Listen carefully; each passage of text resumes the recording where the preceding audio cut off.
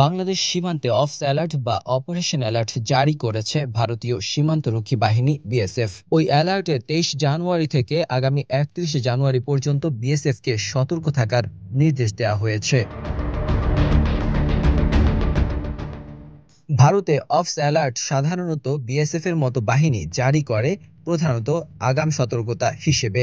স্বাধীনতা দিবস, সাধারণতন্ত্র দিবসের মতো জাতীয় ছুটির দিনের আগে জারি হয় এই ধরনের অ্যালার্ট।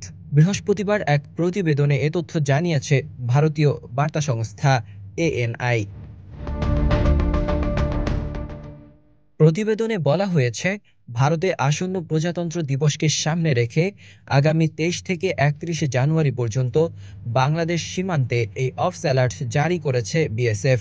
দেশটির উত্তর পূর্ব এবং পশ্চিমবঙ্গ মিলিয়ে ভারতের সঙ্গে বাংলাদেশের মোট ৪,০৯৬ কিলোমিটার সীমান্ত রয়েছে। পূর্বাঞ্চলের কমান্ডের ডিজি রবি গান্ধী বিজ্ঞপ্তি জারি করে সবকটি সীমান্তে দায়িত্বে থাকা বর্ডার আউটপোস্টগুলোকে সতর্ক করেছেন। জারি করার নির্দেশনায় বলা হয়েছে, ২৩ জানুয়ারি থেকে ৩১ জানুয়ারি পর্যন্ত বিএসএফকে অত্যন্ত সতর্ক থাকতে হবে। এই নির্দেশনাকে বিএসএফ এর পরিভাষায় নাম দেওয়া হয়েছে অফস অ্যালার্ট। এতে আরও বলা হয়েছে, সীমান্তে বারবার মহড়া চালাতে হবে, নিরাপত্তা ব্যবস্থা নিশ্ছিদ্র করতে হবে, প্রয়োজনে রাতে বাড়তি সেনা মোতায়েন করে নজরদারি বাড়াতে হবে। ১২ জন ১৩ জন বিএসএফ আসে, যে এই জায়গায় কোনো বিএসএফ এই জায়গা আসে না, আমাদের সেই জায়গাতে আসে বিএসএফ লুকে থাকে। সকালবেলায় এই রাস্তা পর্যন্ত বিএসএফ আসে ডিউটি করতে। বিডিআর মানা করার পর তখন ওরা ঘুরে চলে যায়। ১০-১২ জন এর সামনে এদিকে লুকে থাকে, শসার ভিড়ে লুকে থাকে, তারপরে আমার বাদ ধারে লুকে থাকে। এই যে বিএসএফ আসতেইছে চাই, আর বিএসএফ আসে মানে মুহূর্তে হুড়জুতি করতেছে। আমরা শান্তি চাই, আমাদের শান্তি দেয়। বিএসএফ এর বরাত দিয়ে ভারতীয় গণমাধ্যমের প্রতিবেদনে দাবি করা হয়, প্রজাতন্ত্র দিবস ঘিরে সীমান্তে এ সতর্কতা জারি করা হয়েছে।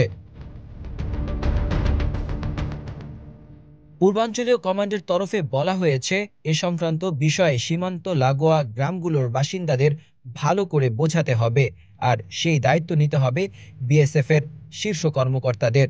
ইতিমধ্যে ভারতের পূর্বাঞ্চলীয় কমান্ডের স্পেশাল ডিজি একাধিক বর্ডার আউটপোস্ট এলাকা পরিদর্শন করেছেন।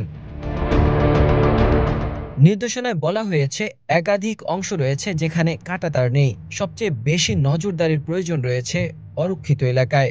আগামী ৭ দিন ওই এলাকাগুলোকে পাখির চোখ করে বেশি সতর্ক থাকতে হবে। Desk report, ২১ television.